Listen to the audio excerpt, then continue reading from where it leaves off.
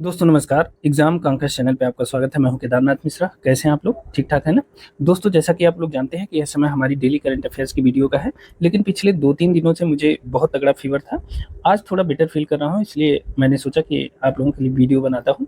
तो 13 जुलाई, 14 जुलाई और 15 जुलाई का एक संयुक्त वीडियो मैं आपको बना रहा हूँ और डेली करंट अफेयर्स के बहुत इंपॉर्टेंट प्रश्न इसमें समाहित हैं, इसलिए पूरी वीडियो देखिएगा। अपने दोस्तों मित्रों के साथ भी इस वीडियो को शेयर करिएगा। और हाँ, अगर आपको इन प्रश्नों की पीडीएफ चाहिए तो आप हमारा टेलीग्राम चैनल और व्हाट्सएप चैनल ज्वाइन कर लीजिए, उसका लिंक हमने डिस्क्रिप्शन बॉक्स में दे दिया है। चलिए आज के प्रश्नों की श्रृंखला शुरू करते हैं। देखिए, सबसे पहले हम लोग देखेंगे प्रमुख खबरें और उसके बाद देखेंगे उन खबरों से संबंधित जो प्रश्न हैं तथा अन्य महत्वपूर्ण परीक्षा उपयोगी प्रश्नों को। ठीक है, देखते हैं। पहली खबर, इलाहाबाद हाईकोर्ट का एक बड़ा फैसला आया है। देखेंगे कौन सा फैसला है। और दूसरा, एयर इंडिया क्रैश रिपोर्ट जारी हो गई है। अब देखिए, आप जानते हैं कि एयर इंडिया का एक विमान क्रैश हुआ था अहमदाबाद में, उससे संबंधित एक रिपोर्ट भी जारी हुई है कि यह विमान क्यों क्रैश किया है। तो चलिए देखते हैं। देखिए, पहली खबर है इलाहाबाद हाईकोर्ट का बड़ा फैसला। क्या फैसला है देखते हैं। उत्तर प्रदेश के एक व्यक्ति ने सार्वजनिक तौर पर पाकिस्तान के समर्थन में कुछ बातें कही थी। ठीक है, किसी व्यक्ति ने सार्वजनिक रूप से पाकिस्तान के समर्थन में कुछ बातें कही थी। उस पर एफआईआर दर्ज हुई, जिसमें आरोप था कि उसने भारत की संप्रभुता के खिलाफ बोलकर राष्ट्रद्रोह या सेडिशन या कहते हैं UAPA unlawful activities prevention act जैसे कानूनों का उल्लंघन किया है। ठीक है, उसने पाकिस्तान के समर्थन में कुछ कहा और एफआईआर दर्ज हो गई उसके खिलाफ और कहा गया कि उसने भारत की संप्रभुता के खिलाफ राष्ट्रद्रोह का काम किया है। यूएपीए मतलब अनलॉफुल एक्टिविटीज प्रिवेंशन एक्ट, इसके कानूनों का उल्लंघन किया है। ठीक है, बाद में कोर्ट ने पाया कि व्यक्ति ने अपने बयान में भारत का नाम या भारत के खिलाफ कोई सीधा बयान नहीं दिया है। मतलब उसने सीधे भारत से तुलना करके या भारत का नाम लेते हुए पाकिस्तान की बड़ाई नहीं की है, पाकिस्तान का समर्थन नहीं किया, ऐसा कोर्ट में पाया गया। ठीक है, अब देखिए कोर्ट ने फिर कहा क्या। कोर्ट ने कहा कि सिर्फ पाकिस्तान का समर्थन करना या उसकी तारीफ करना तब तक राष्ट्रद्रोह या संप्रभुता के लिए खतरा नहीं माना जा सकता जब तक उसमें भारत के खिलाफ हिंसा, अलगाववाद या युद्ध जैसी बात न हो। खाली समर्थन कर देना पाकिस्तान का, यह राष्ट्रद्रोह नहीं हुआ। जब ऐसा समर्थन हो कि भारत के खिलाफ हिंसा की कोई पुकार कर रहा हो, अलगाववाद या युद्ध जैसी कोई बात कर रहा हो, कि पाकिस्तानियों से समर्थन मांग रहा हो कि आइए भारत में आग लगा दीजिए, तब तक जो है उस पर कोई राष्ट्रद्रोह या ऐसा कोई मुकदमा नहीं चलाया जा सकता। ठीक है, ऐसा कोर्ट का कहना था। देखिए, भारतीय संविधान के अनुच्छेद 19(1)(a) के तहत अभिव्यक्ति की स्वतंत्रता नागरिक के मौलिक अधिकार है, ऐसा कोर्ट का कहना है, जो वैचारिक असहमति और यहाँ तक कि अलोकप्रिय यह है अलोकप्रिय विचारों को भी सुरक्षित रखता है। तो अगर आपके विचार उससे नहीं मिलते हैं फिर भी अभिव्यक्ति की स्वतंत्रता है उसे, और कुछ ऐसे विचार हैं जो आपको पसंद नहीं आते हैं लेकिन अगला व्यक्ति उसको बोलने के लिए स्वतंत्र है। ध्यान क्या रखना है? ध्यान ये है कि भारत के खिलाफ हिंसा, अलगाववाद या युद्ध जैसी कोई बात वह न कर रहा हो। ठीक है, तो यह एक बहुत बड़ा बयान है और इससे बहुत लोगों को राहत भी मिल सकती है। पाकिस्तान के समर्थन में सिर्फ नारा लगा देना ही उसके खिलाफ राष्ट्रद्रोह का केस नहीं बन जाता है। ठीक है, तो इस बात को ध्यान रखेंगे। अगला देखते हैं। अब देखिए, इसमें दिया है कि भारतीय दंड संहिता आईपीसी की धारा 124 से, अब देखिए अगर आपसे कोई पूछे 124 का संबंध किससे है तो यह राष्ट्रद्रोह से है। ठीक है, इसमें तभी मामला बनता है जब कोई व्यक्ति हिंसा को उकसाए या सरकार के खिलाफ हथियार उठाने के लिए प्रेरित करे। मतलब अगर कोई ये कहा होता है कि पाकिस्तानियों आओ और भारत पे कब्जा कर लो, भारत की सरकार के खिलाफ युद्ध करो, या उन्हें यह समर्थन देता है कि तुम आओ हम शरण देते हैं और यहाँ रह के भारत को तोड़ने का काम किया जाएगा, तो यह मतलब यह मामला बनता राष्ट्रद्रोह का। ठीक है, सिर्फ किसी विदेशी देश के पक्ष में बोलना जब तक वह भारत विरोधी हिंसा की अपील नहीं करता, इसे कोर्ट ने राष्ट्रद्रोह की परिभाषा से बाहर माना है। ठीक है, अब मूल मुद्दा क्या है? भारत के खिलाफ हिंसा, अलगाववाद या युद्ध जैसी कोई परिस्थिति, अगर ऐसी कोई बयानबाजी करता है तभी वह राष्ट्रद्रोह की श्रेणी में रखा जाएगा। यह इलाहाबाद हाईकोर्ट का एक बहुत बड़ा फैसला है, इस बात को ध्यान रखेंगे। ठीक है, दूसरी खबर है, एयर इंडिया की क्रैश रिपोर्ट जारी हो गई है। अब देखिए, आप जानते हैं कि air India Boeing 787 8 AI 100 air India 171, ठीक है, यह इसकी उड़ान संख्या है। देखिए, एयर इंडिया का Boeing 787 8 dream liner BTNV London Gatwick की उड़ान AI 171 एयर इंडिया 171 पर था, जो अहमदाबाद से टेक ऑफ के बाद लगभग 30 सेकंड बाद क्रैश हुआ। ठीक है, इसमें 242 लोग थे, 230 यात्री थे, 12 चालक दल के सदस्य थे। अब देखिए, यह क्रैश किस दिन हुआ था? तो 12 जून के दिन यह विमान क्रैश हुआ था। ठीक है, 12 जून 2025 को यह विमान क्या हुआ था? क्रैश हुआ था। इस बात को नोट कर लीजिएगा, आपकी परीक्षा के लिए यह इंपॉर्टेंट है, पूछा जा सकता है।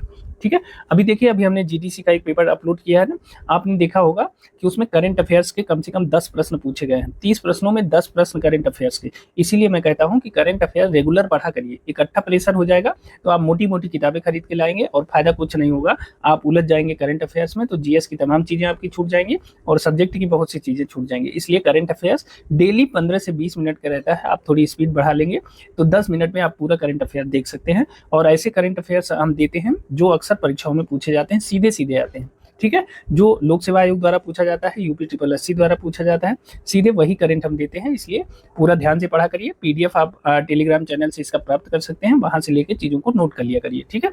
इससे आप पे करंट अफेयर्स का भार बहुत कम रहेगा और लगभग 30 से 33% करंट अफेयर्स के प्रश्न आते हैं जीडीसी, जीआईसी, प्रवक्ता, एलटी, इन सब परीक्षाओं में।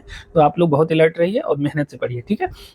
अब देखिए रिपोर्ट क्या कहती है। जो रिपोर्ट आई है एयर इंडिया विमान के क्रैश से संबंधित, टेक ऑफ के तुरंत बाद दोनों इंजनों के ईंधन सप्लाई का स्विच रन से कट ऑफ में चले गए, जिससे इंजन थ्रस्ट बंद हो गया। अब क्या हुआ कि जिससे ईंधन इंजन में जाता था वही बटन ऑफ हो गई, ठीक है। इससे क्या हो गया, इंजन बंद हो गया और विमान जो है क्रैश कर गया। अब देखिए यही सिर्फ मेन बताया जा रहा है कि चूंकि ईंधन ही नहीं गया इंजन तक, तो जब ईंधन नहीं जाएगा तो इंजन तो बंद ही हो जाएगा, यही मुख्य कारण है, ठीक है। अब देखिए कॉकपिट की रिकॉर्डिंग में सुनाई देता है कि एक पायलट दूसरे से पूछता है कि तुमने ईंधन बंद क्यों किया, जबकि दूसरा जवाब देता है कि उसने कुछ नहीं किया। मतलब एक पायलट दूसरे पायलट से पूछता है कि यह ईंधन क्यों तुमने बंद कर दिया, तो दूसरे ने कहा कि उसने ऐसा कुछ नहीं किया है। इसी भ्रम के कारण पुनः इंजन स्टार्ट के प्रयास हुए, पर एक इंजन ही आंशिक रूप से चालू हो पाया, ठीक है, जबकि दूसरा इंजन चालू ही नहीं हुआ। उसके बाद मीडे मीडे और मीडे, जब 3 बार मीडे कहा जाता है किसी पायलट के द्वारा, तो इसे कहते हैं गंभीर संकट की स्थिति, ठीक है। गंभीर संकट की स्थिति में 3 बार मीडे शब्द का प्रयोग पायलटों के द्वारा किया जाता है, ठीक है। इसका मतलब है कि हम गंभीर संकट की स्थिति में हैं और तुरंत हमें सहायता की आवश्यकता है। तो इसकी कॉल की गई 8:09:05 पे और इस पे किया गया, इससे कुछ सेकंड के बाद ही विमान क्रैश हो गया, ठीक है। तो इस बात को भी ध्यान रखेंगे। अब देखिए मेन बात है कि कोई भी इतना एक्सपीरियंस पायलट है अगर, ठीक है, और वह ऐसा कैसे कर सकता है कि मतलब जो ईंधन की सप्लाई वाला स्विच है उसको ऑफ करके विमान उड़ाएगा, ऐसा तो कोई नहीं कर सकता। जबकि जो सभरवाल जी थे वह एयर इंडिया के ट्रेनर भी थे, ठीक है, और बहुत लंबा एक्सपीरियंस था उनका। तो इसीलिए जो है ये माना जा रहा है कि यह गलती किसी पायलट की नहीं है, बल्कि ये गलती किसकी है, यह टेक्नोलॉजी की गलती है और कोई तकनीकी खराबी की वजह से यह जो ईंधन सप्लाई का स्विच है वह रन से कट ऑफ में चला गया था, ठीक है। हालांकि देखिए जहाज के निर्माता बोइंग और इंजन निर्माता जी मतलब जनरल इलेक्ट्रिक पर कोई दोष नहीं मिला है। आकस्मिक रूप से स्विच बंद होना शक के दायरे में है, लेकिन स्पष्ट कारण अभी अनिर्णित है, ठीक है। इस बात को ध्यान रखिएगा। अब बताइए जहाज निर्माता बोइंग कैसे जिम्मेदारी लेगा। अगर बोइंग जिम्मेदारी लेगा तो दुनिया भर में इसका विमान इतना बिका है, ये कहाँ जाएगा, ठीक है। तो वह क्या करेगा, वह सारा दोष पायलटों पे देगा, क्योंकि पायलट अपना बचाव करने के लिए उपस्थित तो है नहीं, उन्होंने भी अपनी जान गंवाई। इसलिए जो है ये क्या कर रहे हैं बोइंग कंपनी वाले, ये सारा दोष पायलटों पर डाल रहे हैं, ठीक है। इस बात को ध्यान रखिएगा।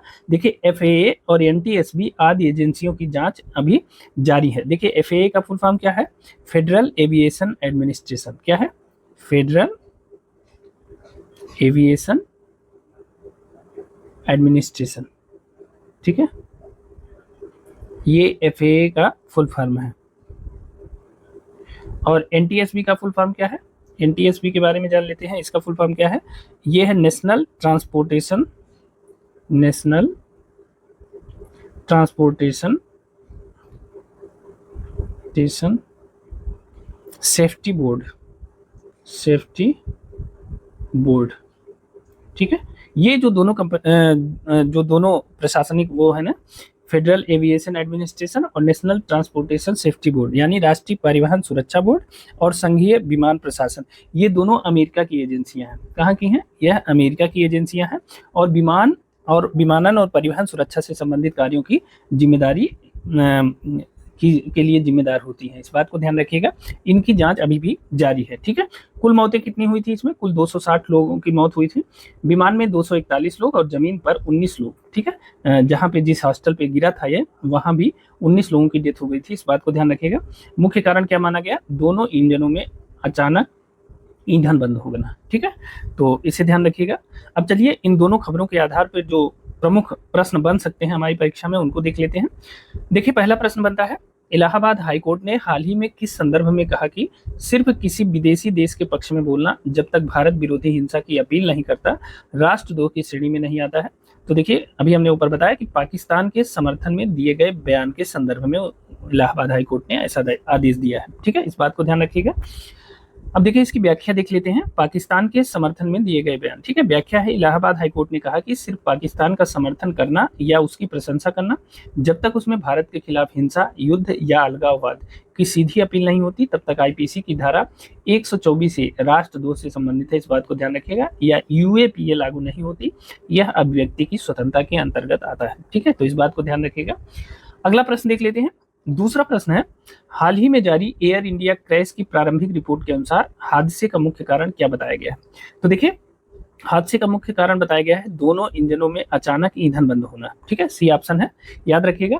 यह भी याद रखिएगा कि 12 जून 2025 को यह विमान क्रैश हुआ था। ठीक है, 2025 को विमान क्रैश, ठीक है, इसे जरूर याद रखिएगा, इंपॉर्टेंट है। ठीक है, देखिए इसकी व्याख्या देखते हैं। एयर इंडिया 171 फ्लाइट के क्रैश की प्रारंभिक जांच में पाया गया कि टेक ऑफ के तुरंत बाद दोनों इंजनों में फ्यूल सप्लाई स्विच रन से कट ऑफ में चले गए, जिससे इंजन थ्रस्ट रुक गया और विमान दुर्घटनाग्रस्त हो गया। इस हादसे में 260 लोगों की जान चली गई। ठीक है, इस बात को ध्यान रखेंगे। अब देखिए यह जो विमान था यह किस कंपनी का था? यह बोइंग कंपनी का था।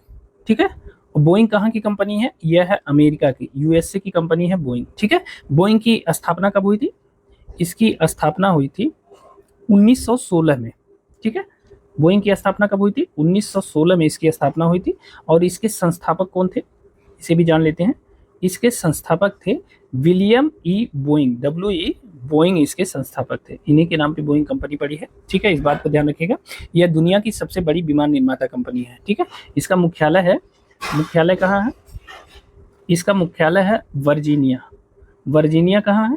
वर्जीनिया है यूएसए में, अभी हमने आपको बताया यूएसए इसका मुख्यालय है। ठीक है, तो वर्जीनिया यूएसए में इसका मुख्यालय है। अब यह दुनिया की सबसे बड़ी विमान निर्माता कंपनियों में है। और बोइंग के जो विमान मॉडल हैं जो प्रसिद्ध हैं, बोइंग 737 है, 747 है, 787 ड्रीम लाइनर सबसे ज़्यादा बिकने वाला विमान है। ठीक है, अब इसमें गलती पकड़ी गई है और ऐसी केवल भारत में नहीं है, कई दुर्घटनाएं बोइंग की हो चुकी हैं और जिसमें ऐसी कुछ न कुछ समस्याएं आती हैं। लेकिन इस बार क्या है, कंपनी क्या कह रही है कि गलती है पायलटों की। ठीक है, लेकिन ये गलत बात है, गलती पायलटों की नहीं है, गलती उस विमान की टेक्नोलॉजी की है। ठीक है, उसमें तकनीकी खराबी की वजह से वह उस समय जब पायलट विमान लेके उड़े तब वो उसका स्विच कट ऑफ हो गया था। लेकिन जब विमान गिरा हुआ मिला, ठीक है, जब क्रैश हो गया उसके बाद क्या हुआ, जब जांच हुई तो विमान का जो ऑयल का वो था बटन थी, उसकी स्विच थी, वह ऑन थी। इसका मतलब क्या हुआ? इसका मतलब कोई तकनीकी खराबी की वजह से वह कट ऑफ हो गई थी और बाद में वह रन की मोड में आ गई। ठीक है, तो यह कंपनी की गलती है, लेकिन कंपनी जो है अगर यह स्वीकार कर लेगी तो उसे बहुत बड़ा लॉस हो जाएगा, उसका बहुत बड़ा मार्केट खराब हो जाएगा। इसीलिए वह भारतीय पायलटों पर दबाव बनाने का प्रयास कर रही है। हालांकि पायलट एसोसिएशन भी इसके खिलाफ जो है कोर्ट में जाने की तैयारी कर रहा है। इस बात को ध्यान रखिए, क्योंकि पायलट एसोसिएशन चाहता है कि जांच में उसकी भी भागीदारी दी जाए और उसे भी एक पार्टी बनाया जाए। तो देखिए गलती बोइंग कंपनी की है, इस बात को निश्चित रूप से मानिए, उसकी तकनीकी में खराबी है क्योंकि कई बोइंग की दुर्घटनाएं हो चुकी हैं। ठीक है, चलिए अगले प्रश्न की तरफ चलते हैं। आज का जो तीसरा प्रश्न है वह है, भारतीय संविधान के किस अनुच्छेद के तहत नागरिकों को अभिव्यक्ति की स्वतंत्रता का मौलिक अधिकार प्राप्त है? तो आप जानते हैं कि अनुच्छेद 19(1)(a) में अभिव्यक्ति की स्वतंत्रता है। इसी में जब प्रश्न आपसे पूछा जाता है कि प्रेस की स्वतंत्रता का प्रावधान किस अनुच्छेद में है, तो इसी अनुच्छेद में प्रेस की स्वतंत्रता का भी प्रावधान है। ठीक है, तो यह इंपॉर्टेंट प्रश्न है और जीडीसी जीआईसी के लिए तो बहुत इंपॉर्टेंट है, यह प्रश्न पूछा जाता है। ठीक है, तो याद रखिएगा, बी ऑप्शन सही है। देखिए इसकी व्याख्या देखते हैं। अनुच्छेद 19(1)(a) भारतीय संविधान में नागरिकों को अभिव्यक्ति की स्वतंत्रता यानी freedom of speech and expression का मौलिक अधिकार देता है, जो वैचारिक असहमति और अलोकप्रिय विचारों को भी सुरक्षित रहता है। ठीक है, वैचारिक असहमति और अलोकप्रिय विचार मतलब हम नहीं चाहते कि आप पाकिस्तान का समर्थन करिए, पाकिस्तान के बारे में बताइए, तब भी आप बता रहे हैं हम, और वैचारिक असहमति हम आपके विचारों से सहमत नहीं है, तब भी अगला आदमी बोल सकता है, उसे स्वतंत्रता है कहने की। ठीक है, लेकिन भारत में क्या होता है कि इसी के नाम पे बहुत बड़ा दुरुपयोग भी होता है। लोग बड़े बड़े पदों पे बैठे लोगों को गाली दे देते हैं और कहते हैं कि हमें जो है बोलने की स्वतंत्रता है। ठीक है, लोकतंत्र है और हम बोल सकते हैं, हमें बोलने की स्वतंत्रता है। हालांकि समय समय पर सुप्रीम कोर्ट ने इसके बारे में निर्णय दिया है कि कितना बोल सकते हैं, कितना बोलना है, क्या नहीं बोल सकते, लेकिन फिर भी लोग अपनी मनमानी को जारी रखते हैं, आप जानते हैं। ठीक है, अगला देखते हैं। आज का चौथा प्रश्न है, हाल ही में किस राज्य सरकार ने गणेशोत्सव को आधिकारिक राज्य उत्सव घोषित किया है? बताइए, किस राज्य सरकार ने गणेशोत्सव को आधिकारिक राज्य उत्सव घोषित किया है? तो ऑप्शन ए है कर्नाटक, ऑप्शन बी है गुजरात, ऑप्शन सी है महाराष्ट्र और ऑप्शन डी है तेलंगाना। तो बताइए, गणेशोत्सव को आधिकारिक राज्य उत्सव किसने घोषित किया है? तो महाराष्ट्र ने घोषित किया है। सी ऑप्शन सही है, इसे याद रखिएगा और इस प्रश्न को इंपॉर्टेंट भी लगा लीजिएगा।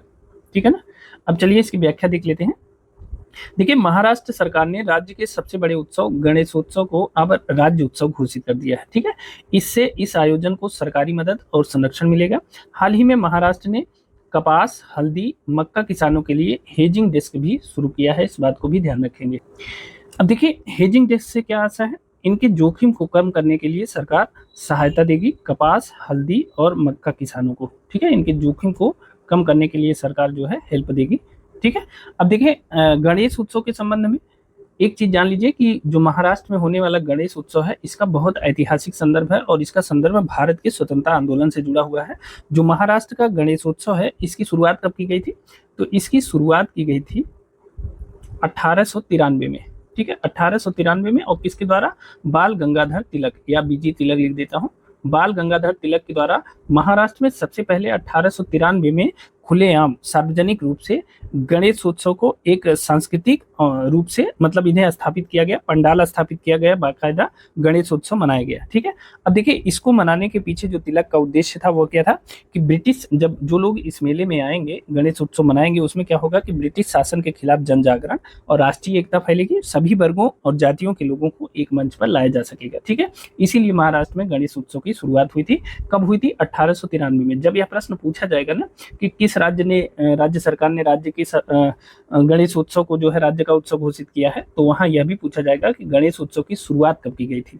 तो 1893 में किसके द्वारा की गई थी? तो लोकमान्य तिलक या बाल गंगाधर तिलक के द्वारा की गई थी, इस बात को ध्यान रखिएगा। ठीक है, अगला प्रश्न देख लेते हैं। पांचवा प्रश्न है, हाल ही में किस कंपनी ने प्रोटीन की गति को डिकोड करने के लिए नया एआई सिस्टम विकसित किया है? आपको बताना है कि प्रोटीन की गति को डिकोड करने के लिए नया एआई सिस्टम किसने विकसित किया है? तो उसने विकसित किया है माइक्रोसॉफ्ट ने। बी ऑप्शन सही है, माइक्रोसॉफ्ट ने प्रोटीन की गति को डिकोड करने के लिए नया एआई सिस्टम विकसित किया है। ठीक है, अब देखिए व्याख्या देखते हैं। माइक्रोसॉफ्ट ने ऐसा एआई सिस्टम विकसित किया है जो मानव शरीर में बनने वाली प्रोटीन संरचनाओं की गति और बदलाव को बेहतर ढंग से डिकोड करेगा। ठीक है, इसका उपयोग नई दवाओं के विकास और जटिल बीमारियों को समझने में किया जाएगा। ठीक है, पहली चीज, इसका उपयोग कहाँ कहाँ किया जा सकता है? अगर प्रोटीन की संरचना और गति को समझ लेगा तो नई दवाओं का विकास किया जा सकता है और जटिल बीमारियों को समझने में इसका उपयोग किया जा सकता है। ठीक है, और माइक्रोसॉफ्ट के सीईओ कौन है वर्तमान में? तो सत्य नडेला है, आप जानते हैं, और इसका मुख्यालय कहाँ है? अमेरिका के वाशिंगटन में है, इस बात को भी ध्यान रखेंगे। ठीक है, तो माइक्रोसॉफ्ट ने जो एआई सिस्टम विकसित किया है उससे मानव शरीर में बनने वाली प्रोटीन संरचनाओं की गति और बदलाव को डिकोड किया जा सकेगा। ठीक है, अगला प्रश्न देखते हैं। छठवां प्रश्न है, हाल ही में किस राज्य सरकार ने गज मित्र योजना, देखिए बहुत इंपॉर्टेंट है, गज मित्र योजना की शुरुआत की है ताकि मानव हाथी संघर्ष को कम किया जा सके। तो गज मित्र योजना की शुरुआत करने वाला राज्य कौन सा है? बताइए, कौन सा राज्य है जिसने गज मित्र योजना की शुरुआत की है? तो देखिए वह राज्य है असम। बी ऑप्शन सही है, याद रखिएगा। असम राज्य सरकार ने गज मित्र योजना की शुरुआत की है, और किस लिए? मानव हाथी संघर्ष को कम किया जा सके। जैसे हाथी जो है जंगल से निकल के सड़क पे आ जाते हैं तो मानवों से अक्सर उनका संघर्ष हो जाता है, मुठभेड़ हो जाती है, तो इसको कम करने के लिए देखिए असम सरकार ने मानव और हाथियों के बीच हो रहे संघर्ष को कम करने के लिए गज मित्र योजना शुरू की है। इसमें स्थानीय लोगों को प्रशिक्षित कर हाथियों के विचरण मार्ग और व्यवहार की जानकारी दी जाएगी, मतलब किधर से हाथी जाते हैं और उनका व्यवहार कैसा रहता है उसके बारे में लोगों को जानकारी दी जाएगी। ठीक है, असम का काजीरंगा नेशनल पार्क एक सींग वाले गैंडे के लिए प्रसिद्ध है, यह भी ध्यान रखिएगा। असम का जो काजीरंगा नेशनल पार्क है किसके लिए प्रसिद्ध है? एक सींग वाले गैंडे के लिए प्रसिद्ध है, इस बात को ध्यान रखेंगे। ठीक है, गज मित्र योजना की शुरुआत किस राज्य सरकार ने की? असम ने। ठीक है, अगला देख लेते हैं। आठवां प्रश्न है, हाल ही में किस राज्य सरकार ने ऑपरेशन कालनेमी शुरू किया है? देखिए बहुत इंपॉर्टेंट है, ऑपरेशन कालनेमी की शुरुआत किसने किया है? जिसका मकसद है फर्जी संतों पर कार्रवाई करना। ठीक है, ऑपरेशन कालनेमी मतलब क्या है, फर्जी संतों पर कार्रवाई करना। किस राज्य सरकार ने शुरू किया है, तो यह उत्तराखंड सरकार का प्रोजेक्ट है। ठीक है, उत्तराखंड सरकार ने ऑपरेशन कालनेमी शुरू किया है और इसका मकसद है फर्जी संतों पर कार्रवाई करना। ठीक है, बी ऑप्शन सही है। देखिए, उत्तराखंड सरकार ने ऑपरेशन कालनेमी की शुरुआत की है ताकि ऐसे फर्जी लोग जो खुद को संत बताकर समाज को गुमराह कर रहे हैं उनके विरुद्ध कार्रवाई की जा सके। ठीक है, उत्तराखंड में Jim Corbett national park Bharat का सबसे पुराना, राजाजी नेशनल पार्क, फूलों की घाटी आदि भी हैं। उत्तराखंड में क्या क्या पाए जाते हैं, Jim Corbett national park Uttarakhand में स्थित है। ठीक है, यह भारत का सबसे पुराना नेशनल पार्क है। दूसरा, राजाजी नेशनल पार्क और फूलों की घाटी भी उत्तराखंड में है, इसे भी ध्यान रखिएगा। ठीक है, ऑपरेशन कालनेमी के बारे में जरूर जानिएगा। यह फर्जी संतों को पकड़ने के लिए उत्तराखंड सरकार द्वारा शुरू किया गया ऑपरेशन है। ठीक है, अगला देख लेते हैं। 8वां प्रश्न है, हाल ही में जारी फीफा रैंकिंग में भारतीय पुरुष फुटबॉल टीम किस स्थान पर पहुंच गई है। आपको बताना है फीफा रैंकिंग में भारतीय पुरुष फुटबॉल टीम वर्तमान में किस स्थान पर पहुंच गई है, तो वह स्थान है 133। बी ऑप्शन सही है, इसे याद रखिएगा, प्रश्न भी बहुत इंपॉर्टेंट है। ठीक है, हाल ही में जारी फीफा रैंकिंग में भारतीय पुरुष फुटबॉल टीम किस स्थान पर पहुंच गई है, 133वें स्थान पर। ठीक है, देखिए, नई फीफा रैंकिंग में भारतीय पुरुष फुटबॉल टीम 6 स्थान गिरकर 133वें स्थान पर पहुंच गई है, मतलब 6 स्थान का गिराव दर्ज किया गया है। पिछली रैंकिंग में भारत 127वें स्थान पे था। ठीक है, 6 स्थान की गिरावट हुई है। अर्जेंटीना वर्तमान में फीफा फुटबॉल रैंकिंग में पहले स्थान पे है, इस बात को ध्यान रखिएगा। ठीक है, तो नई फीफा रैंकिंग भारत की 133वीं है, इस बात को ध्यान रखेंगे। 6 स्थान की गिरावट दर्ज की गई है, यानी पिछली रैंकिंग भारत की 127वीं थी और वर्तमान में अर्जेंटीना पहले नंबर पे है फीफा फुटबॉल रैंकिंग में। ठीक है, इसे ध्यान रखेंगे। अगला देख लेते हैं, 9वां प्रश्न है, देखिए, टाइम 100 क्रिएटर्स लिस्ट में शामिल होने वाली पहली भारतीय कौन बनी है। आपको बताना है टाइम 100 क्रिएटर्स लिस्ट। ठीक है, इसमें शामिल होने वाली पहली भारतीय कौन बनी है, यह आपको बताना है। तो यह बनी है प्राजक्ता कोहली। ए ऑप्शन सही है, याद रखिएगा। यह प्रश्न बहुत इंपॉर्टेंट है, वेरी इंपॉर्टेंट है, मैं लगा देता हूँ। ठीक है, टाइम 100 क्रिएटर्स लिस्ट में शामिल होने वाली पहली भारतीय बनी है प्राजक्ता कोहली। ठीक है, ए ऑप्शन सही है। अब देखिए, इनकी व्याख्या देखते हैं। देखिए, प्राजक्ता कोहली, जिन्हें सोशल मीडिया पर मोस्टली सेन किस नाम से जाना जाता है, किसके नाम से, मोस्टली सेन के नाम से जाना जाता है, पहली भारतीय बनी है जिन्हें टाइम 100 क्रिएटर्स लिस्ट में शामिल किया गया है। ठीक है, ये पहली भारतीय है मोस्टली सेन या प्राजक्ता कोहली। ठीक है, याद रखिएगा, बहुत इंपॉर्टेंट है। वे यूट्यूबर हैं, कंटेंट क्रिएटर हैं और एक्ट्रेस भी हैं। ठीक है, यह भी ध्यान रखेंगे। इस सूची में उन क्रिएटर्स को शामिल किया जाता है जिन्होंने डिजिटल दुनिया में बड़ा प्रभाव डाला है। तो आप जानते हैं बड़े बड़े यूट्यूबरों को इसमें शामिल किया जाता है और जिन्होंने डिजिटल दुनिया को, देखिए, 2 चीजें हैं, इंटरटेनमेंट भी किया है और आपको जानकारी भी दी है। ठीक है, तो ऐसे लोगों को इसमें शामिल किया जाता है। अगला देख लेते हैं, आज का हमारा 10वां प्रश्न है, हाल ही में किस राज्य सरकार ने मच्छरों से लड़ने के लिए स्मार्ट एआई सिस्टम लॉन्च किया। अब सब काम एआई ही करेगा। ठीक है ना, तो मच्छरों से लड़ने के लिए स्मार्ट एआई सिस्टम किसने लॉन्च किया है, यह आपको बताना है। तो देखिए, यह लॉन्च किया है आंध्र प्रदेश की सरकार ने।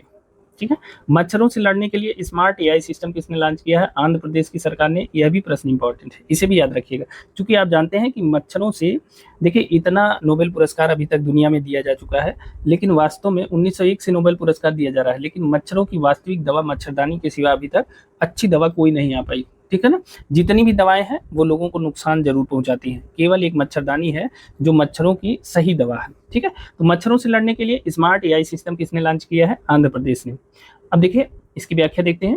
आंध्र प्रदेश सरकार ने मलेरिया और डेंगू जैसे मच्छर जनित रोगों से निपटने के लिए स्मार्ट एआई सिस्टम शुरू किया। अब देखिए, सबसे ज्यादा लोग तो इसी से मरते हैं प्रत्येक वर्ष, मलेरिया और डेंगू। ऐसे रोगों से बचने के लिए smart AI system Andhra Pradesh सरकार ने शुरू किया है। ठीक है, इससे मच्छरों के प्रजनन स्थलों का सटीक अंदाजा लगाया जाएगा और उसके बाद रोकथाम की जाएगी। ठीक है, तो इसे भी ध्यान रखिएगा। मलेरिया और डेंगू जैसे मच्छर जनित रोगों से निपटने के लिए स्मार्ट एआई सिस्टम किसने शुरू किया है, आंध्र प्रदेश सरकार ने। तो दोस्तों, ये थे 13 जुलाई के जो महत्वपूर्ण परीक्षा उपयोगी करंट अफेयर्स के प्रश्न थे। अब हम लोग देखेंगे 14 जुलाई के जो महत्वपूर्ण परीक्षा उपयोगी करंट अफेयर्स के प्रश्न। उसके पहले आप हमें सोशल मीडिया पर फॉलो कर सकते हैं इन क्यूआर कोड के माध्यम से। ये फेसबुक का क्यूआर कोड है, यानी ट्विटर का क्यूआर कोड है, यूट्यूब का क्यूआर कोड है और टेलीग्राम का क्यूआर कोड है। इस वीडियो को अपने दोस्तों मित्रों के साथ भी शेयर कर दीजिए और आप हमारा टेलीग्राम ज्वाइन करके यहाँ से इन प्रश्नों की पीडीएफ भी ले सकते हैं। ठीक है, तो अब चलते हैं 14 जुलाई की जो महत्वपूर्ण परीक्षा उपयोगी करंट अफेयर्स की खबरें हैं उनको देख लेते हैं। तो सबसे पहले जानेंगे प्रमुख खबरें कौन कौन सी हैं। तो देखिए, पहली खबर है, आरपीएफ में पहली महिला महानिदेशक की नियुक्ति हो गई है और कौन बनी है, इनके बारे में डिटेल जानेंगे। फिर दूसरी प्रमुख खबर है, राष्ट्रपति ने राज्यसभा के लिए 4 नए सदस्य नामित किए। कौन कौन से ये 4 सदस्य हैं, इनके बारे में जानेंगे। और तीसरी जो महत्वपूर्ण खबर है वह है विदेश मंत्री जयशंकर का चीन और सिंगापुर दौरा। ठीक है, इस खबर को भी डिकोड करते हैं। तो चलिए सबसे पहली खबर के बारे में देख लेते हैं। देखिए, आरपीएफ में पहली महिला महानिदेशक। ठीक है, अब ये इंपॉर्टेंट लगा दीजिए, पहली बार जो है रेलवे प्रोटेक्शन फोर्स में पहली महिला महानिदेशक की नियुक्ति हो गई है। 1993 बैच की वरिष्ठ आईपीएस अधिकारी हैं, इनका नाम है सोनाली मिश्रा। ठीक है, इनको भारतीय रेलवे सुरक्षा बल आरपीएफ का पहली महिला महानिदेशक नियुक्त किया गया है। ठीक है, याद रखिएगा। उन्हें वर्तमान डीजी मनोज यादव की जगह 31 जुलाई 2025 से इस पद का कार्यभार संभालने का आदेश प्राप्त हुआ है और उनका कार्यकाल 31 अक्टूबर 2026 तक रहेगा। 31 जुलाई 2025 से 31 अक्टूबर 2026 तक ये अपने पद पे रहेंगी। ठीक है, और ये मध्य प्रदेश कैडर की 1993 बैच की आईपीएस अधिकारी हैं सोनाली मिश्रा। ठीक है, इन्हें आरपीएफ में पहली महिला महानिदेशक नियुक्त किया गया है। ठीक है, अब देखिए इनके बारे में और जान लेते हैं। जुलाई 2021 में पंजाब में ये बीएसएफ की पहली महिला कमांडर थी। ठीक है, कश्मीर में बीएसएफ की आईजी रही और इंटेलिजेंस विंग की प्रमुख भी रही हैं। ठीक है, इन्हें भी ध्यान रखिएगा। मध्य प्रदेश पुलिस में अतिरिक्त महानिदेशक सिलेक्शन के पद पर इन्होंने काम किया है। ठीक है, इस बात को भी ध्यान रखिएगा। इन्हें जो पुरस्कार मिले हैं उनमें राष्ट्रपति पुलिस पदक मिला है और पुलिस पदक मिला है। ठीक है, तो इस बात को ध्यान रखिएगा।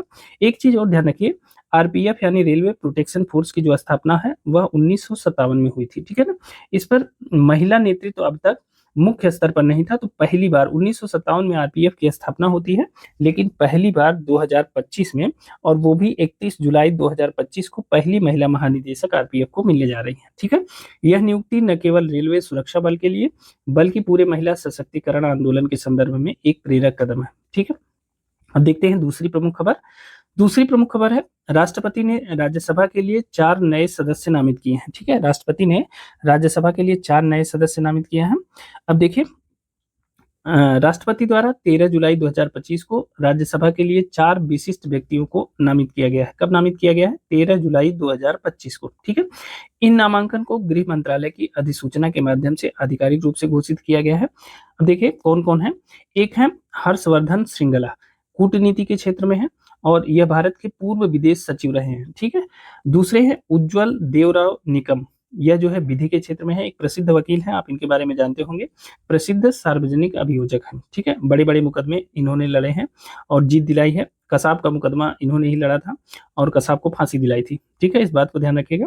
सी सदानंदन मास्टर, सामाजिक कार्य, सामाजिक क्षेत्र, वकालतकर्ता भी हैं, याद रखिएगा। और चौथा है मीनाक्षी जैन, आपने इनका नाम सुना होगा, इतिहास और शिक्षा के क्षेत्र में है, प्रतिष्ठित इतिहासकार हैं। इन 4 लोगों को राज्यसभा के लिए नामित किया गया है, इस बात को ध्यान रखेंगे।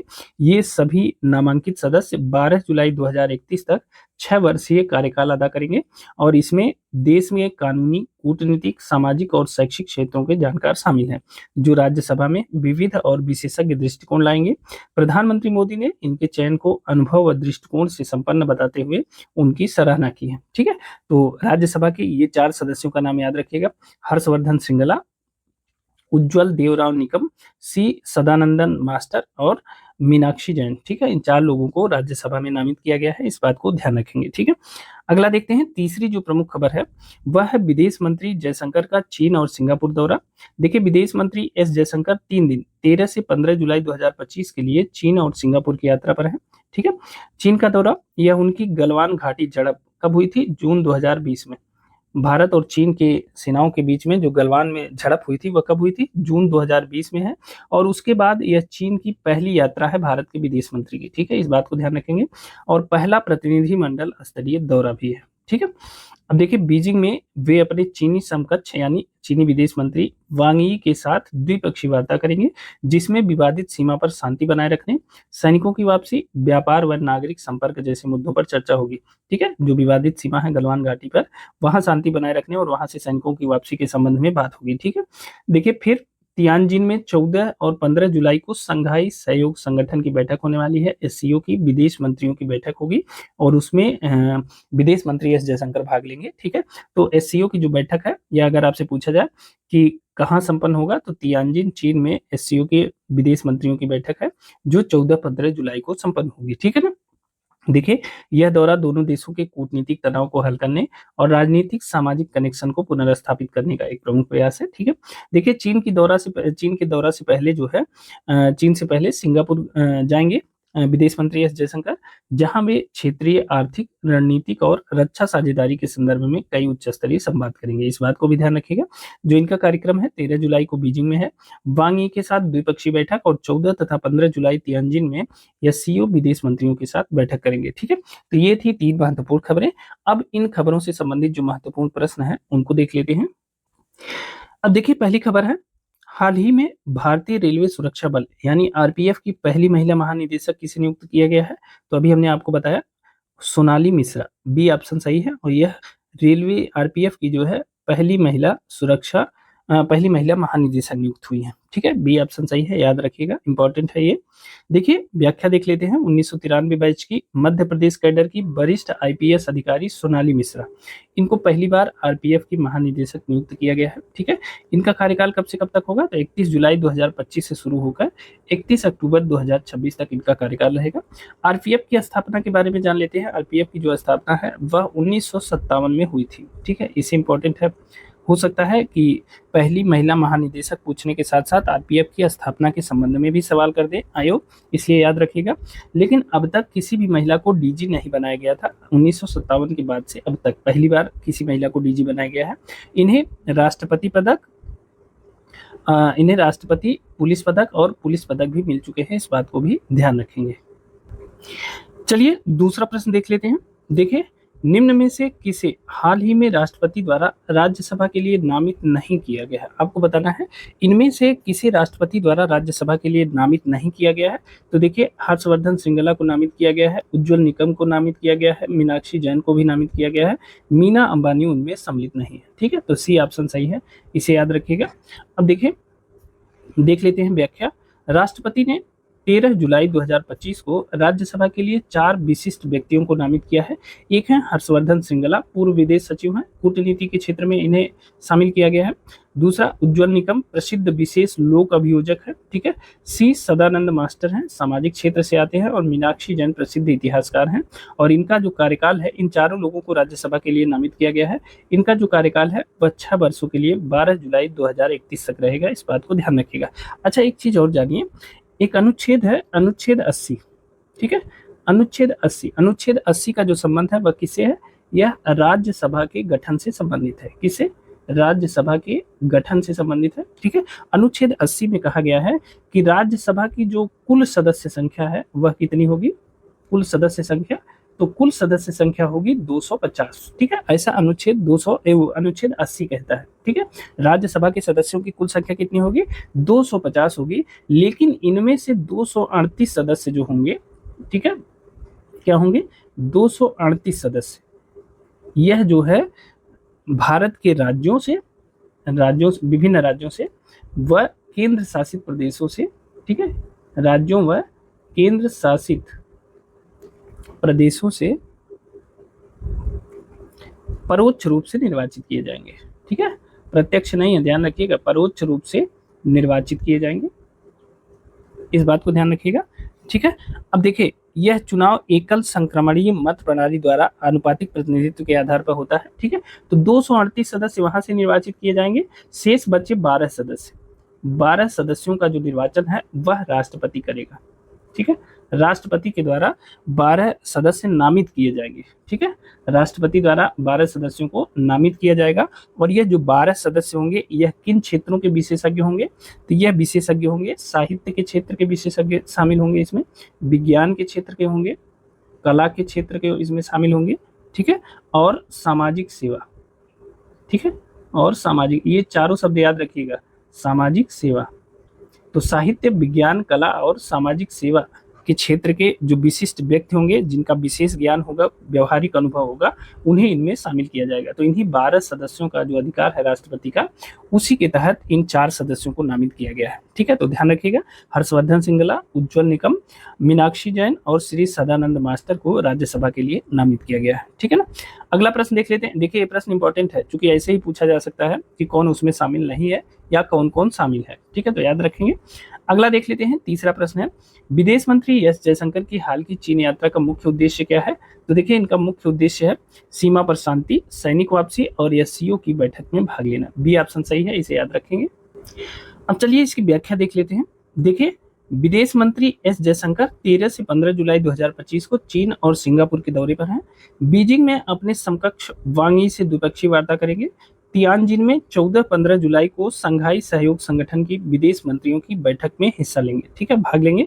अब देखिए अगर आपसे कोई पूछे कि संघाई सहयोग संगठन के विदेश मंत्रियों की बैठक हाल ही में कहाँ संपन्न हुई, तो तियानजिन चीन में संपन्न हुई, इस बात को ध्यान रखेंगे, ठीक है। उद्देश्य क्या है? उद्देश्य सीमा विवाद पर शांति बनाए रखना, सैनिकों की वापसी, व्यापार और नागरिक संपर्क को प्रोत्साहित करना, यह इनके इस दौरे का उद्देश्य है विदेश मंत्री एस जयशंकर के, ठीक है। अब देखिए संघाई सहयोग संगठन, आप देख रहे हैं इसकी बैठक में भाग लेने गए हैं विदेश मंत्री, इसके विदेश मंत्रियों की बैठक है। तो संघाई सहयोग संगठन एससीओ का फुल फॉर्म क्या है? संघाई कोऑपरेशन ऑर्गेनाइजेशन, या इसे कहते हैं संघाई सहयोग संगठन, ठीक है, संघाई सहयोग संगठन। अब आइए इसके बारे में थोड़ा सा जान लेते हैं। इसका गठन कब हुआ था?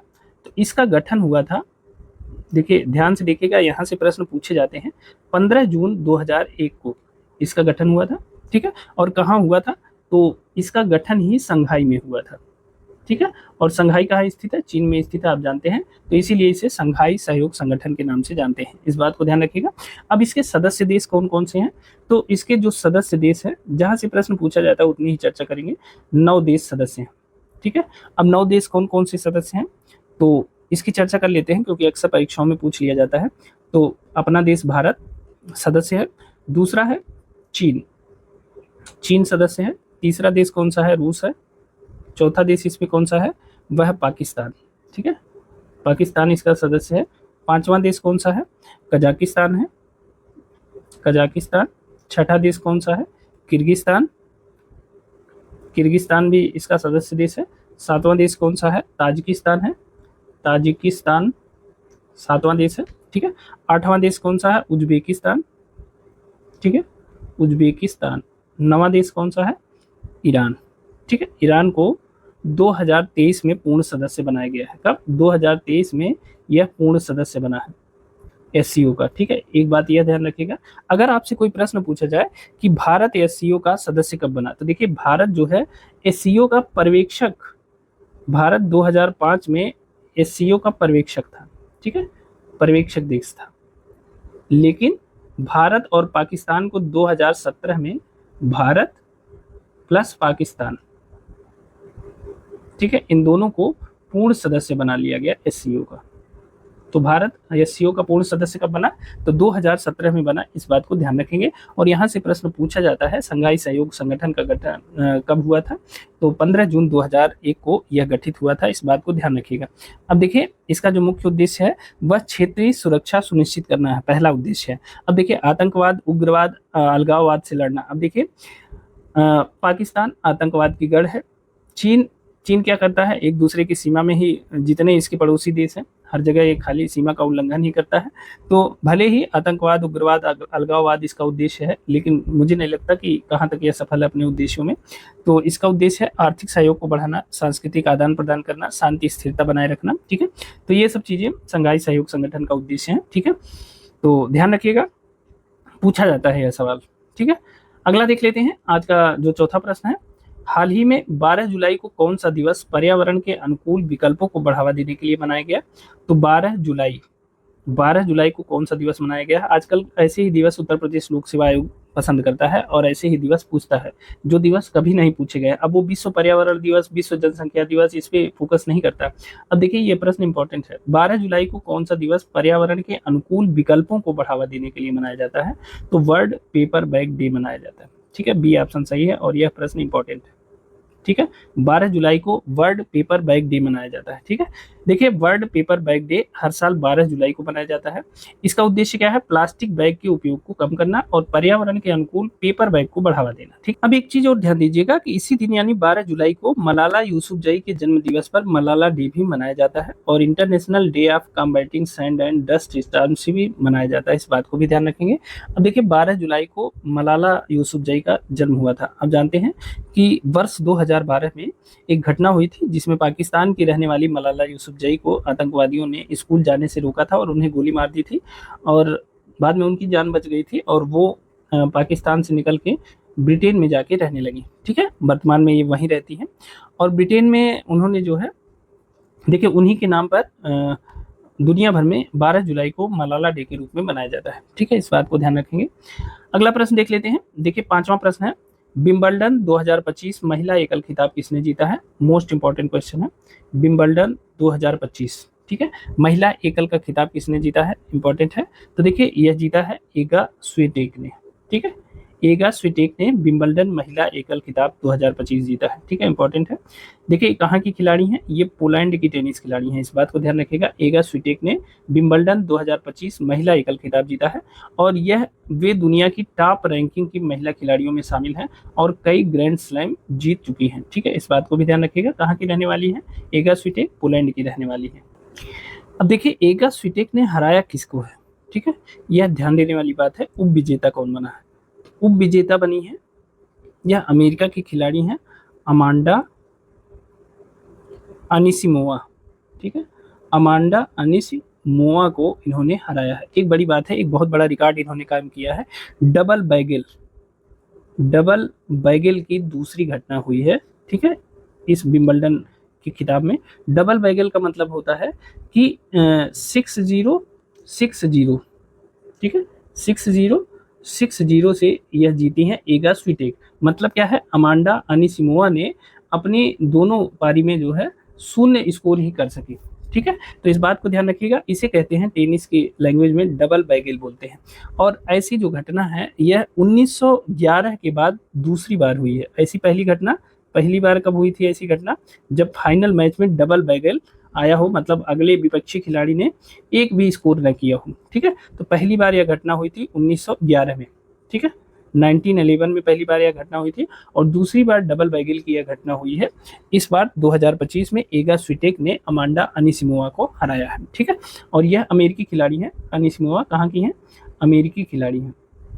ठीक है, इस बात को ध्यान रखिएगा। इस डबल बैगल को भी याद रखिएगा क्योंकि 1911 के बाद पहली बार यह घटना हुई, दूसरी बार हुई है। 1911 में पहली बार हुई थी और 2025 में दूसरी बार यह घटना हुई है। ठीक है, तो इसे ध्यान रखेंगे, इंपॉर्टेंट है। अब चलते हैं अगले प्रश्न की तरफ। देखिए 6वां प्रश्न है, मराठा सैन्य परिदृश्य, मराठा मिलिट्री लैंडस्केप को यूनेस्को की विश्व धरोहर सूची में किस शहर में आयोजित बैठक में शामिल किया गया है? मराठा सैन्य परिदृश्य, ध्यान रखिएगा, मराठा मिलिट्री लैंडस्केप को यूनेस्को की विश्व धरोहर सूची में शामिल कर लिया गया है। इस बात को ध्यान रखेंगे। ठीक है, अब किस शहर में आयोजित बैठक में शामिल किया गया यह आपको बताना है। तो देखिए यह जो बैठक हुई यह पेरिस में हुई थी। ठीक है, बी ऑप्शन सही है। अब इसमें 2 प्रश्न आप बना सकते हैं कि मराठा सैन्य परिदृश्य को यूनेस्को की विश्व धरोहर सूची में शामिल किया गया, पहला प्रश्न और उसका उत्तर है। दूसरा प्रश्न है इसे पेरिस में शामिल किया गया है। ठीक है, देखिए पेरिस में आयोजित विश्व धरोहर समिति के 47वें सत्र में, ठीक है, मराठा सैन्य परिदृश्य को विश्व धरोहर सूची में शामिल किया गया है।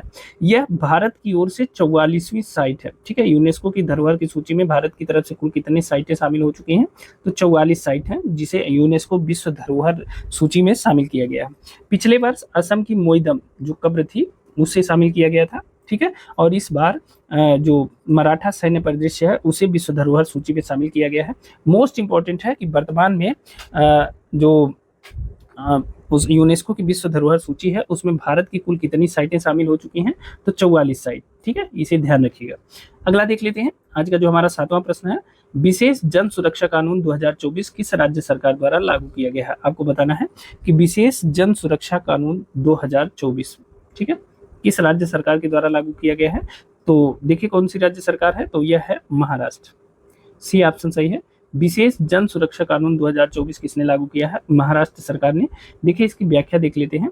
महाराष्ट्र सरकार ने गैर कानूनी संगठनों की गतिविधियों पर नियंत्रण के लिए विशेष जन सुरक्षा कानून 2024 लागू किया है। ठीक है, महाराष्ट्र ने हाल ही में कपास, हल्दी, मक्का किसानों के लिए hedging desk, under water museum और शक्तिपीठ एक्सप्रेसवे जैसी परियोजनाओं की भी शुरुआत की है। अब देखिए अंडर वाटर म्यूजियम की स्थापना अगर पूछा जाए किस राज्य में किया गया है, तो महाराष्ट्र में किया गया है। शक्तिपीठ एक्सप्रेसवे की शुरुआत कहाँ की गई है? तो वह जो है महाराष्ट्र में शुरुआत की गई है। ठीक है, ऐसी परियोजना की। फिर कपास, हल्दी और मक्का के किसानों को सहायता देने के लिए जो है हेजिंग डेस्क की शुरुआत किसने की है? तो महाराष्ट्र सरकार ने की है। ठीक है, ध्यान रखिएगा। साथ ही गैर कानूनी संगठनों पर की गतिविधियों पर नियंत्रण स्थापित करने के लिए विशेष जन सुरक्षा कानून लागू करने वाला राज्य कौन बन गया है? तो महाराष्ट्र बन गया है। इस बात को ध्यान रखेंगे। अब अगले प्रश्न को देख लेते हैं। 8वां प्रश्न है, भारत के 87वें शतरंज ग्रैंड मास्टर कौन बने हैं? आजकल शतरंज वाले बहुत चर्चा में हैं और ध्यान रखिएगा कोई भी प्रश्न पूछा जा सकता है। तो भारत के 87वें शतरंज ग्रैंड मास्टर बने हैं हर कृष्णन एरा, बी ऑप्शन सही है। ठीक है, यह भारत के 87वें शतरंज ग्रैंड मास्टर बने हैं। इस बात को ध्यान रखिएगा। व्याख्या देख लेते हैं। चेन्नई के शतरंज खिलाड़ी हर कृष्णन एरा भारत के 87वें ग्रैंड मास्टर बने। ग्रैंड मास्टर का खिताब शतरंज में सबसे ऊंचा अंतरराष्ट्रीय स्तर का खिताब होता है। ठीक है, याद रखेंगे। अगला देख लेते हैं। 9वां प्रश्न है, हाल ही में यूनेस्को की विरासत सूची में शामिल किए गए खमेर रूज स्थल किस देश में है? यूनेस्को की विरासत सूची में इन्हें शामिल किया गया। इनका नाम क्या है? खमेर रूज स्थल। यह किस देश में है आपको यह बताना है और यह प्रश्न इंपॉर्टेंट है। ठीक है, यूनेस्को की विरासत सूची में शामिल किए गए खमेर रूज स्थल किस देश में है आपको यह बताना है। तो देखिए यह स्थित है कंबोडिया में। ए ऑप्शन सही है।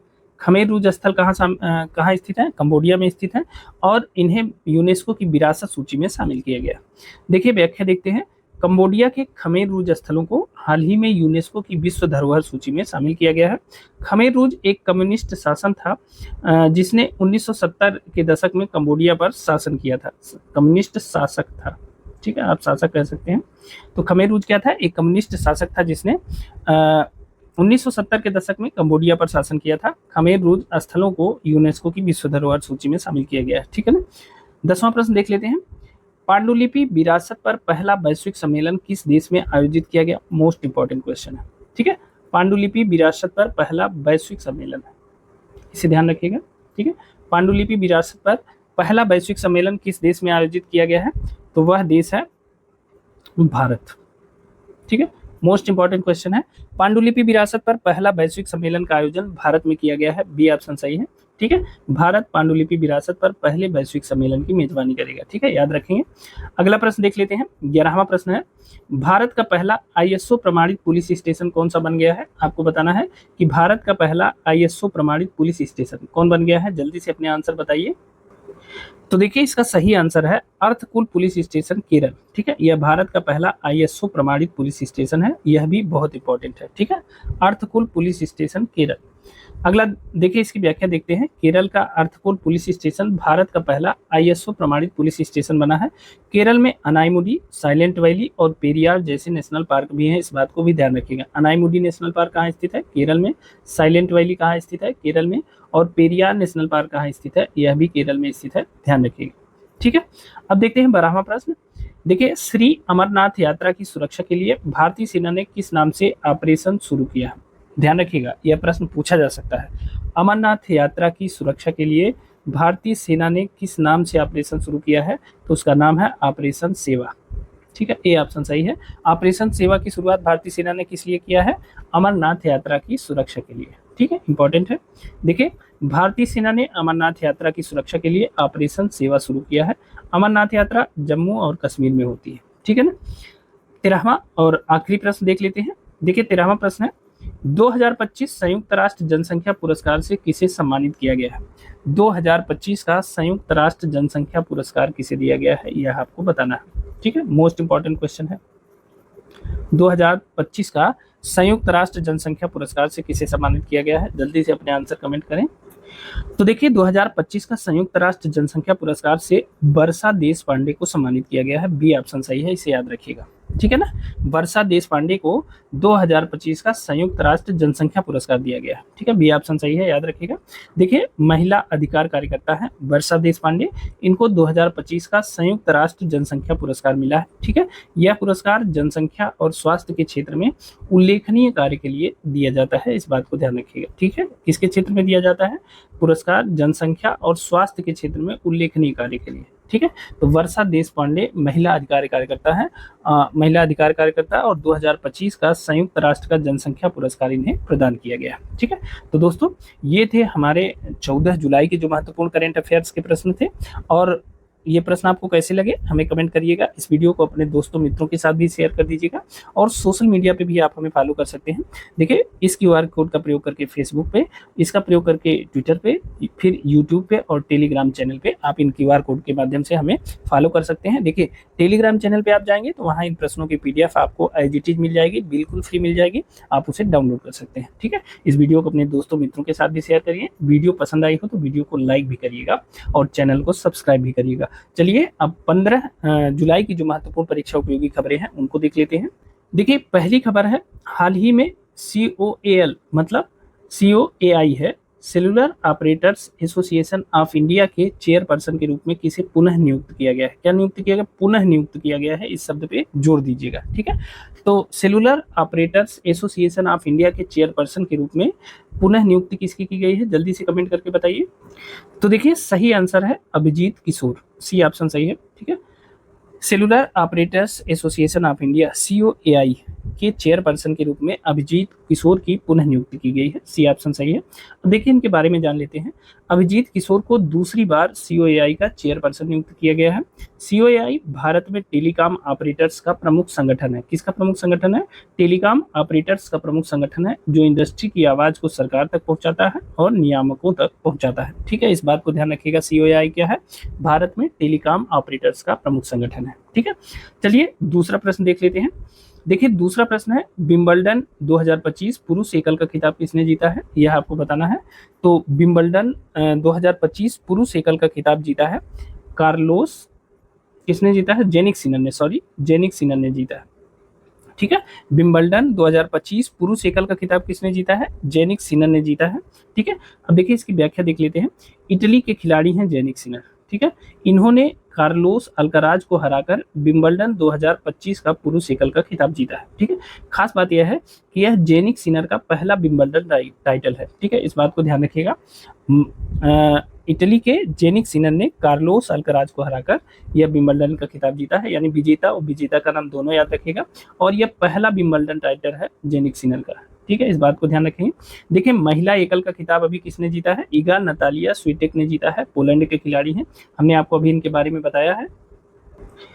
अब देखिए हमने अभी आपको बताया था कि इगा नतालिया स्विटेक ने जो है अमांडा अमनीसोवा को हराया था। किसको? अमांडा अमनीसोवा, अनिसीमोवा है, अनिसीमोवा को हराया था। और ये जो है USA की खिलाड़ी है, अमेरिका की है। ठीक है, इस बात को ध्यान रखिएगा। और हमने आपको बताया था डबल बैगेल स्कोर इसमें बना है, डबल बैगेल स्कोर, इसका मतलब एक भी गेम हारी नहीं है इगा नतालिया स्विटेक। ठीक है, 6-0 से जीती हैं और अमांडा अमनीसोवा 0 रह गई हैं दोनों गेम में। ठीक है, इस बात को ध्यान रखिएगा। और महिलाओं के जो फाइनल मैच है इसमें पहली बार ऐसा हुआ था 1911 में। ठीक है, इस बात को भी ध्यान रखिएगा। डबल बैगेल मतलब एक भी मैच नहीं हारना। ठीक है, तो ध्यान रखेंगे, इंपॉर्टेंट है। एक चीज और ध्यान रखिएगा कि नतालिया स्विटेक का हालांकि यह 6वां ग्रैंड स्लैम था। ठीक है, लेकिन यह इनका भी पहला विंबलडन था। ठीक है, इनका भी पहला विंबलडन खिताब। ठीक है, तो पुरुष और महिला दोनों खिलाड़ी जेनिक सिनर भी पहला विंबलडन खिताब जीते हैं और नतालिया स्विटेक भी पहला विंबलडन खिताब जीती हैं। कुल खिताब जो ग्रैंड स्लैम के हैं, कुल 6 खिताब इन्होंने जीते हैं। ठीक है, इस बात को ध्यान रखेंगे। अगला देख लेते हैं। तीसरा प्रश्न है, भारत ने हाल ही में पहली इलेक्ट्रिक ट्रक प्रोत्साहन योजना की घोषणा की है और प्रति ट्रक कितनी सब्सिडी दी जाएगी। तो देखिए भारत ने हाल ही में पहली इलेक्ट्रिक ट्रक प्रोत्साहन योजना, ठीक है, आप इलेक्ट्रिक ट्रक खरीदिए और उसके तहत जो है सब्सिडी दी जाएगी सरकार के द्वारा। कितनी सब्सिडी दी जाएगी? 9,600 रुपए की सब्सिडी सरकार के द्वारा प्रदान की जाएगी। ठीक है, अब देखिए इसकी व्याख्या देख लेते हैं। सरकार ने इलेक्ट्रिक ट्रकों को बढ़ावा देने के लिए प्रति ट्रक 9,600 की सब्सिडी की घोषणा की है, ताकि डीजल वाहनों की जगह ई ट्रक अपनाए जाएं और प्रदूषण कम हो। इस बात को ध्यान रखेंगे। ठीक है, अगला प्रश्न देख लेते हैं। वर्ल्ड एक्सपो 2025 में भारत के चिनाब ब्रिज और अंजी ब्रिज किस देश में प्रदर्शित किए जाएंगे? आपको बताना है वर्ल्ड एक्सपो 2025। ठीक है, सबसे पहले तो यह जानना है कि यह कहाँ हुआ, जहाँ पे भारत के चिनाब ब्रिज और अंजी ब्रिज वहाँ प्रदर्शित किए जाएंगे। तो देखिए वर्ल्ड एक्सपो 2025 का जो आयोजन है वह किया जा रहा है जापान में, बी ऑप्शन सही है, याद रखिएगा। और यहाँ भारत का चिनाब ब्रिज और अंजी ब्रिज इन दोनों को मॉडल रूप में प्रदर्शित किया जा रहा है। ठीक है, इंपॉर्टेंट है, याद रखिएगा। देखिए 2 प्रश्न इसमें बनते हैं। वर्ल्ड एक्सपो 2025 का आयोजन कहाँ किया गया है? तो यह जापान में किया गया है। ठीक है, सीधे सीधे प्रश्न है। अब दूसरा प्रश्न इसमें आएगा, जहां भारत के चिनाब ब्रिज और अंजी ब्रिज को प्रदर्शित किया गया है, तो यह जापान में किया गया है। इस बात को ध्यान रखेंगे। अब देखिए भारत के चिनाब ब्रिज और अंजी ब्रिज की कुछ विशेषताएं आपको बता देते हैं। ठीक है, सबसे पहले तो जानिए कि अंजी ब्रिज जो है यह अंजी नदी पर बना हुआ है। ठीक है, और अंजी नदी चिनाब की सहायक है। ठीक है, अंजी नदी पर बना ब्रिज है और यह जो है चिनाब नदी की सहायक है। ठीक है, इस बात को ध्यान रखिएगा। अब देखिए चिनाब ब्रिज की चर्चा कर लेते हैं। 6 जून 2025 की तिथि याद रखिएगा, यह डेट जरूर पूछी जाएगी। 6 जून 2025 को प्रधानमंत्री मोदी ने इसका उद्घाटन किया। ठीक है, अब इसकी विशेषताएं देखिए, यह दुनिया का सबसे ऊंचा ब्रिज है। ठीक है, दुनिया का सबसे ऊंचा रेल ब्रिज है। ठीक है, सबसे ऊंचा रेल ब्रिज है। ठीक है, पहली चीज तो इसे याद रखिएगा, दुनिया का सबसे ऊंचा रेल ब्रिज है। ठीक है, और खास बात यह है कि इसकी ऊंचाई कितनी है? इसकी ऊंचाई है 359 मीटर। ठीक है, ऊंचा है, 359 मीटर ऊंचा है। और यह फ्रांस का जो एफिल टावर है, एफिल टावर से 35 मीटर ऊंचा है। ठीक है, एफिल टावर से कितना है? 35 मीटर ऊंचा है। ठीक है, इस बात को भी ध्यान रखिएगा, यानी एफिल टावर से भी ऊंचा है। ठीक है, और इसकी लंबाई कितनी है? इसकी लंबाई है 1315 मीटर की है। लंबाई कितनी है? 1315 मीटर की लंबाई है। ठीक है, इसका उद्घाटन किया गया है। इसकी खास बात यह है कि यह जो चिनाब ब्रिज है 8 तीव्रता का भूकंप सह सकता है। ठीक है, 8 तीव्रता का भूकंप यह बर्दाश्त कर सकता है। 40 टन TNT ट्राई नाइट्रोटॉल्यूइन का अगर एक साथ विस्फोट किया जाए तब भी यह बच सकता है। ठीक है, और 20 मतलब 40 टन विस्फोट। ठीक है, इस बात को ध्यान रखिएगा। 266 किलोमीटर प्रति घंटा की गति वाली वायु, यानी 266 किलोमीटर की स्पीड की यदि हवा आती है, ठीक है, तो उसे भी यह रोक सकता है, उससे भी मतलब बच सकता है। ठीक है, ध्यान रखिएगा, इतना पावरफुल ब्रिज बनाया गया है। और किसके द्वारा किया गया है इसका निर्माण, यह भी ध्यान रखिएगा, पूछा जा सकता है। निर्माण किया गया है कोंकण रेलवे कारपोरेशन के द्वारा। ठीक है, कोंकण रेलवे कारपोरेशन के द्वारा इसका निर्माण किया गया है। ठीक है, तो इसे ध्यान रखिएगा, इंपॉर्टेंट है। ठीक है, अब देखिए इसकी व्याख्या देखते हैं। वर्ल्ड एक्सपो 2025 जापान में आयोजित हो रहा है, जहां भारत के इंजीनियरिंग कमाल के प्रतीक चिनाब ब्रिज और अंजी ब्रिज को प्रदर्शित किया गया है, और दोनों जम्मू कश्मीर में है। इस बात को ध्यान रखेंगे। ठीक है ना, चलिए अगला प्रश्न देख लेते हैं। अच्छा, एक चीज और बताइए कि चिनाब ब्रिज का निर्माण कहाँ किया गया है? तो यह जम्मू कश्मीर में है। एक जिला है जिसका नाम है रियासी। ठीक है, रियासी जिले में है।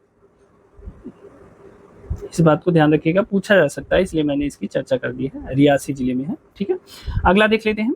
5वां प्रश्न है, किस राज्य ने क्रूज भारत मिशन का नेतृत्व करने वाला पहला राज्य बनने का गौरव प्राप्त किया? क्रूज भारत मिशन, ठीक है, इसका नेतृत्व करने वाला पहला राज्य बनने का गौरव किसने प्राप्त किया?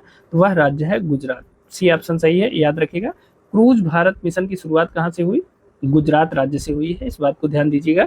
देखिए गुजरात ने भारत के पहले क्रूज भारत मिशन का नेतृत्व किया है। यह तटीय पर्यटन को बढ़ावा देगा और राज्य में रोजगार वृद्धि करेगा। ठीक है, इस बात को ध्यान रखेंगे। अगला देखते हैं, 6वां प्रश्न है, हाल ही में जिंजी किला को यूनेस्को विश्व धरोहर स्थल घोषित किया गया है, यह किस राज्य में स्थित है? कौन सा किला है? जिंजी किला, इसे यूनेस्को के विश्व धरोहर स्थल में शामिल किया गया है। ठीक है, यह किस राज्य में है बताइए? ऑप्शन ए है महाराष्ट्र, ऑप्शन बी है कर्नाटक, ऑप्शन सी है तमिलनाडु और ऑप्शन डी है आंध्र प्रदेश। तो बताइए जिंजी किला किस राज्य में स्थित है, बताइए। तो देखिए जिंजी किला स्थित है तमिलनाडु राज्य में। ठीक है, सी ऑप्शन सही है, जिंजी किला, इसे यूनेस्को की विश्व धरोहर सूची में शामिल किया गया है। यह प्रश्न मोस्ट इंपॉर्टेंट है। ठीक है, और यह तमिलनाडु राज्य में स्थित है। देखिए जिंजी किला तमिलनाडु में स्थित है और इसे मराठा मिलिट्री लैंडस्केप के हिस्से के रूप में वर्ल्ड हेरिटेज का हिस्सा मिला है। ठीक है, इस दर्जा मिला है। ठीक है, इस लैंडस्केप में कुल 12 किले शामिल हैं, जिनमें से 11 महाराष्ट्र में है और एक जिंजी किला तमिलनाडु में। ठीक है, अभी हमने पिछली मतलब 14 तारीख की वीडियो में भी हमने यही बताया था कि जो मराठों का मिलिट्री लैंडस्केप है उसे वर्ल्ड हेरिटेज का दर्जा मिला है। ठीक है, अब देखिए कुल 12 वर्ल्ड इनके मराठा मिलिट्री लैंडस्केप है, इसमें 12 किले शामिल हैं, जिसमें से 11 किले महाराष्ट्र में हैं और एक यानी जिंजी किला तमिलनाडु में है। ठीक है, तो याद रखिएगा जिंजी किला मराठा मिलिट्री लैंडस्केप का हिस्सा है और इसे विश्व धरोहर सूची में शामिल, यूनेस्को की विश्व धरोहर सूची में शामिल किया गया है। ठीक है, अगला देख लेते हैं। 7वां प्रश्न है, हाल ही में किस राज्य सरकार ने बेल मेटल उद्योग को बढ़ावा देने के लिए SGST प्रतिपूर्ति योजना लागू की? मतलब उसने SGST को माफ कर दिया है।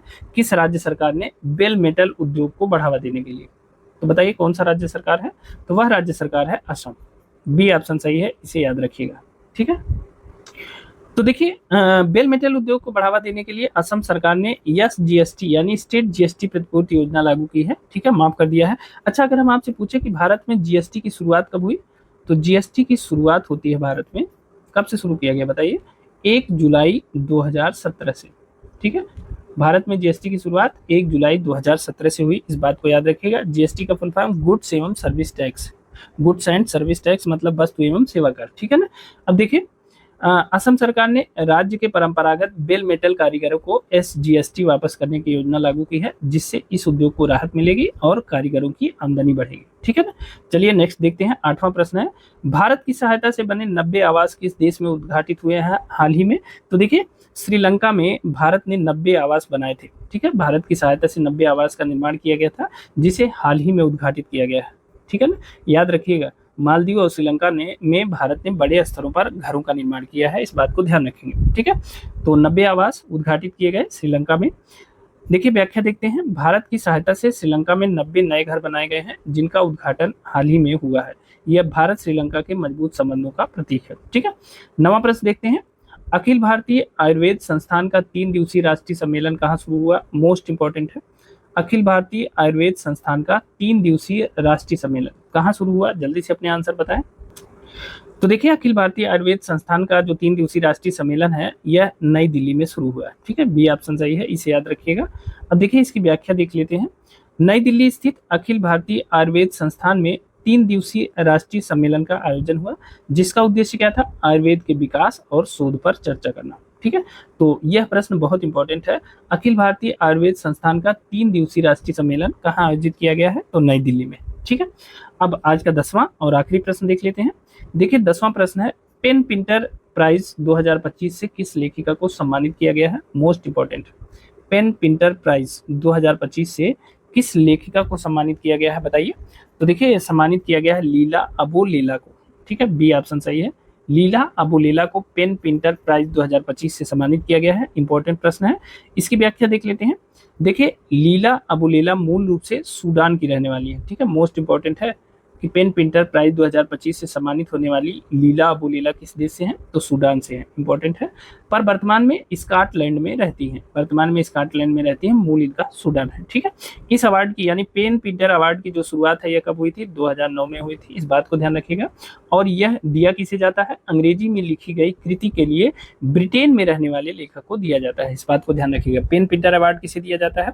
देखिए पहली बात तो इस अवार्ड की शुरुआत 2009 में हुई थी और यह अंग्रेजी में लिखी गई कृति के लिए ब्रिटेन में रहने वाले लेखक को दिया जाता है। ठीक है, 2024 में अरुंधति राय को यह अवार्ड दिया गया था, यह भी इंपॉर्टेंट है। जब 2025 का पूछेगा तो 2024 के बारे में भी जानकारी ले सकता है कि 2024 में पेन पिंटर अवार्ड से किसे सम्मानित किया गया था? तो भारतीय मूल की है ये, अरुंधति राय को सम्मानित किया गया था, इस बात को ध्यान रखेंगे। यह पुरस्कार प्रसिद्ध नाटककार हैरोल्ड पिंटर की स्मृति में दिया जाता है, जिन्होंने साहित्य में नोबेल भी जीता था। नाटककार जो थे, क्या नाम था इनका? Harold Pinter. इनको साहित्य का नोबेल पुरस्कार भी मिला था और इन्हीं की स्मृति में पेन पिंटर पुरस्कार हर वर्ष दिया जाता है, इस बात को ध्यान रखिएगा। ठीक है, तो दोस्तों ये थे हमारे आज के यानी 15 जुलाई के जो महत्वपूर्ण करंट अफेयर्स के प्रश्न थे।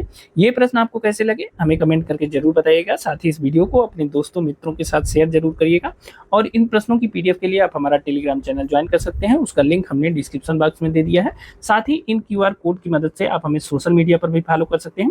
देखिए फेसबुक का QR कोड है, आप इसे फेसबुक पे हमें फॉलो कर सकते हैं। एक्स या ट्विटर का QR कोड है, इसे आप हमें ट्विटर पे फॉलो कर सकते हैं। साथ ही यूट्यूब का QR कोड है और टेलीग्राम का QR कोड आप इसको स्कैन करके आप हमारे टेलीग्राम से जुड़ सकते हैं, जहां इन प्रश्नों की PDF उपलब्ध है, वहां से आप बिल्कुल फ्री में इसे डाउनलोड कर सकते हैं। तो अभी के लिए दोस्तों इतना ही, मिलते हैं अगली वीडियो में कुछ अन्य महत्वपूर्ण तथ्यों के साथ। वीडियो पसंद आई होगी तो लाइक जरूर करिएगा, साथ ही अपने विचारों को कमेंट में जरूर बताइएगा वीडियो कैसी लगी। मिलते हैं अगली वीडियो में कुछ अन्य महत्वपूर्ण तथ्यों के साथ। तब तक स्वस्थ रहें, मस्त रहें, अपना और अपनों का ख्याल रखें, मेहनत से पढ़ाई करते रहें। बहुत बहुत धन्यवाद।